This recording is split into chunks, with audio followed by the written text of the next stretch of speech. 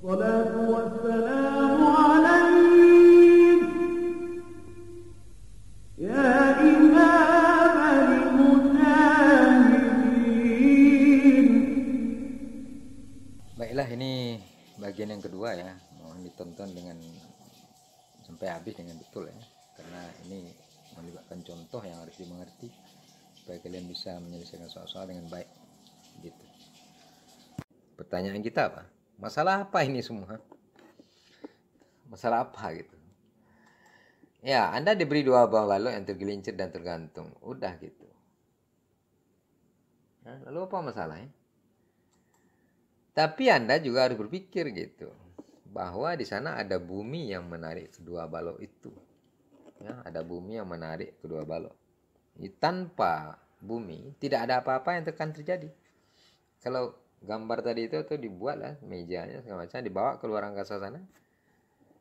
Ya, jauh dari bumi ya tidak terjadi apa-apa ya. Gitu aja, dia tergantung satu, diam satu gitu. Gitu. Tapi karena ada bumi, berarti di permukaan bumi ditarik ya. Nah, gaya apa saja yang bekerja? Di sana ada 5 gaya yang bekerja pada balok-balok itu. Ya, kita lihat. Yang pertama katanya ini, tali menarik balok es ke kanan. Nah, tali menarik balok es ke kanan. Jadi kita simbolkan dengan gaya garis merah ini. Panah merah ini. Gayanya T. Kenapa tidak F, Pak? Ya, boleh saja. Tapi T itu lambang tarikan gitu. Ya, kalau bahasa Indonesia T ya tarikan. Kalau bahasa Inggris ya T juga tension, ditarik. Ya, ditarik. Oke. Yang kedua, pada benda yang tergantung ini juga ada tali menarik balok H ke atas dengan gaya yang sama karena dia tali juga kan. Sebesar T juga gitu. Karena tali menariknya ke atas nih. Benda M kecil ini. Ya. Kemudian yang ketiga ini, balok es ini, bumi menarik balok es ke bawah dengan gaya sebesar FGS yang besarnya sama dengan MG. Jadi balok M yang besar ini ditarik ke bawah oleh bumi. Ya, besarnya sebesar FGS gitu. Lalu kenapa dia tidak jatuh? Karena di sini nanti ada gaya normal dari mejanya gitu.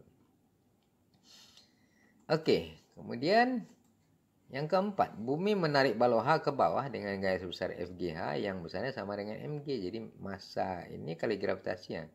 Massa kali percepatan, itulah gayanya. Itu gaya FGH gitu. Oke.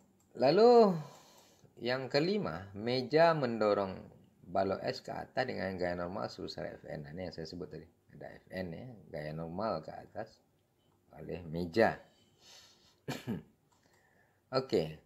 Gambar terpasangnya seperti berikut ini ya, kayak gini nih. Ini gambar terpasang yang tadi ya. Kayak gitu, ada 5 gaya yang bekerja. Ya. Yang pertama gaya tarik ini, yang kedua gaya tarik ini, yang ketiga gaya beratnya, yang keempat ini juga gaya berat, yang kelima gaya reaksi normal dari meja. Gitu. Oke, pertanyaan Anda, bagaimana saya mengklasifikasikan persoalan ini? Apakah disarankan pada saya untuk memakai hukum fisika tertentu pada saya? Jawabnya ya, gaya, massa, dan percepatan itu konsep ikut serta. Dan mereka akan menyarankan pada Anda untuk memakai hukum Newton 2. Ya, hukum Newton kedua, M kali A adalah titik mula ide ini. Itu. Ide ini maksudnya ide cara menjawabnya. Hukum Newton 2. Nah, pertanyaan Anda, kalau saya memakai hukum kedua Newton, pada benda yang mana saya pakai? Yang mana pula yang mau dipakai kan? Yang S atau H gitu kan.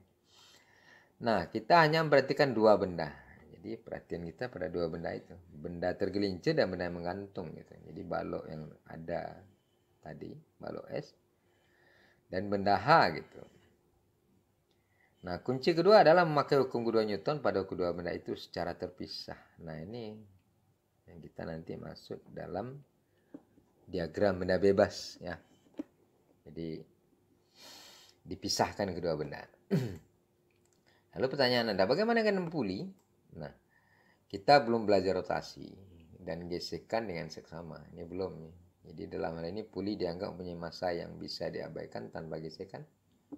Jadi pulih diabaikan. Nah gitu.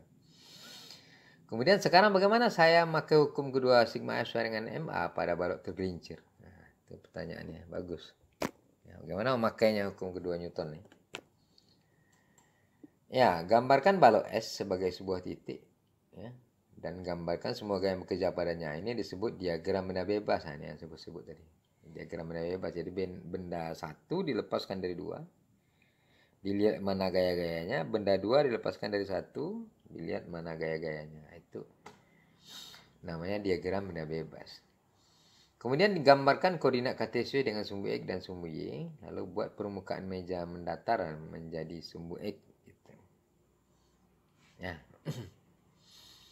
Kemudian di sini. Ini adalah gambar DBB. Ini boleh. Kayak gini aja udah boleh. Tapi di sini disarankan dibuat titik. Titik ini mewakili benda ini.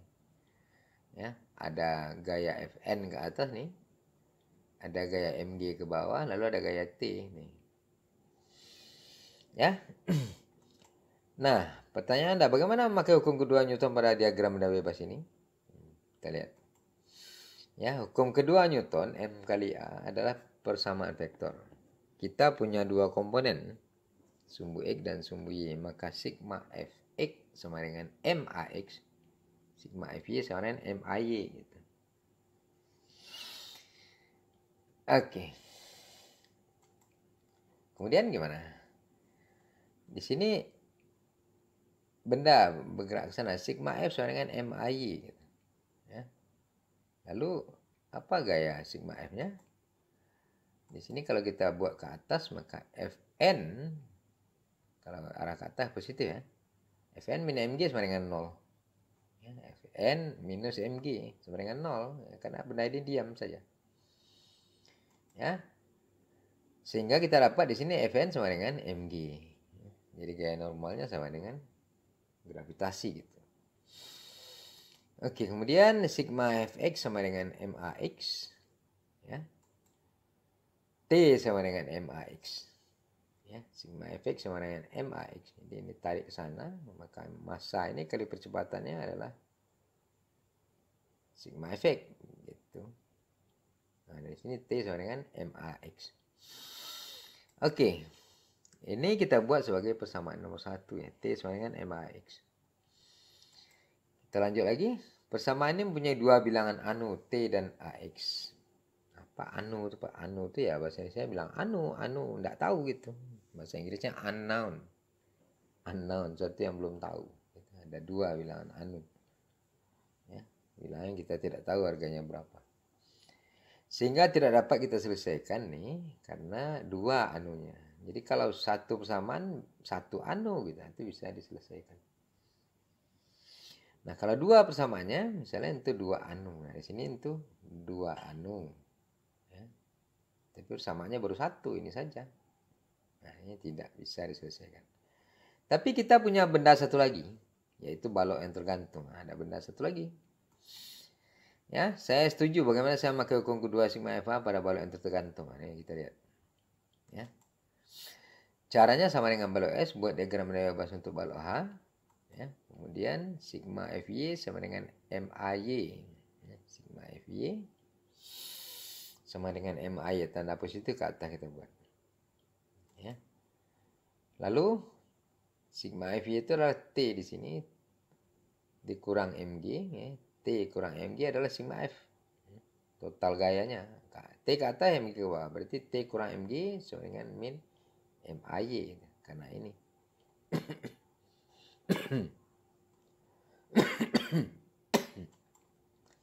Kemudian ini kita sebut sebagai persamaan 2. Lalu dari persamaan 1 kita tahu T sama dengan MAX. Substitusikan 1 ke 2. Jadi 1 yang tadi disubstitusikan ke 2. Nah, ini akan dapat bahwa T min MAG ya. T min Mg T min Mg sama minus MAY. Persamaan 2 ya. Dari sama 1 kita tahu T sama dengan MAX, substitusikan 1 ke 2, maka MAX min MG sama dengan MAY. Gitu. Ya, T-nya ditukar nih. T ditukar jadi MAX min MG sama dengan min MAY. Oke. Kemudian karena terhubung oleh tali, maka AX sama dengan AY sama dengan A. Apa nih Pak? Ini percepatan ya. Ini karena kedua-duanya terhubung oleh tali, maka percepatan kedua benda itu sama gitu. Ya, jadi kalau dalam arah X dia adalah AX, dalam arah Y dia AY, nah itu sama dengan A gitu. Berapa A? Ya terserah nanti berapa meter per detik kuadrat. Gitu. Jadi MA min MG ini sama dengan minus MA. Ya. Oke. Lalu di sini kita dapat MA tambah MA sama dengan MG. Jadi ini kita pindah ke sana, ini kita pindah ke situ. MA pindah sini jadi kayak gini nih, MA tambah MA sama dengan MG. Kemudian secara matematiknya ini A ini bisa dikeluarkan nih. Kalau tidak pandai, belajar lagi matematik ya. A dikeluarkan sama dengan A sama dengan M tambah M. A dikeluarkan, jadi matematiknya ini ada 2A nih, A dengan A nih, itu bisa dikeluarkan. Ya, diuraikan istilahnya itu. A keluar menjadi M tambah M. Jadi kalau dikalikan lagi ke dalam ya jadi gini. A kali M, A kali M. Jadi M tambah MA gitu kan. Nah, sebaliknya itu namanya penguraian. A keluar, A sama dengan A kali M tambah M sama dengan MG. Nah, gitu. Oke, kemudian A-nya sendiri kita bisa dapat dari M ini lari ke bawah nih. MG dibagi dengan M tambah M. Begitu. Nah, A sama dengan M per M tambah M dikali G. Jadi G-nya digeser ke sana. Artinya sama ini. Cuma G digeser ke sana supaya nampak ini yang kita mau cari gitu kan. Jadi A itu percepatan adalah sekian kali gravitasi. Sekian kalinya apa? M per M tambah M. Nah, begitu. Oke, jadi percepatan adalah A M per M besar tambah M kecil kali G. Ini percepatan hasil dari totalnya ya. Karena tarikan benda tergantung itu tadi. Jadi kedua-dua benda sama bergerak dengan percepatan gitu. Nah, kita masukkan angkanya. M 2,1, M besar 3,3 tambah 2,1 kali 9,8, maka dapat 3,8 meter per sekon kuadrat. Itu hasil dari percepatan kedua benda. Kemudian percepatan balok S adalah 3,8 meter per sekon kuadrat dengan arah ke kanan. Ya, ini jawaban A. Ya. Kemudian percepatan balok H adalah 3,8 meter per sekon dengan arah ke bawah gitu. Jadi yang S ke sana, yang H ke bawah gitu. Kecepatannya sama besar karena dihubungkan oleh tali. Nah, ini adalah jawaban B. Begitu, ya. Nah, tegangan tali dapat dari mana? Tegangan tali didapat dari T sama dengan MAX-nya, rumus yang tadi di atas. Ya. T sama dengan MAX. A-nya udah tahu, M besarnya tahu, hingga T-nya dapat langsung ya.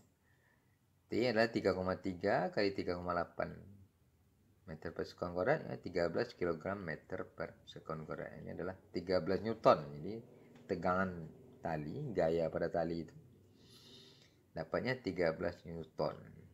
Begitu. Ini adalah jawaban C. Nah, ini adalah hasilnya yang terakhir. Jadi terjawab semua persoalan ini. Oke, demikian saja. Ya. Baiklah, demikian saja kuliah ini. Mudah-mudahan apa yang kita perbuat hari ini diberkati dan diberi rahmat oleh Allah Subhanahu wa taala dan diberi pahala yang berlipat ganda karena dalam rangka mencari ilmu untuk mencari ridha Allah. Kita sudahi saja. Wabillahi hidayah wa taufik. Wassalamualaikum warahmatullahi wabarakatuh.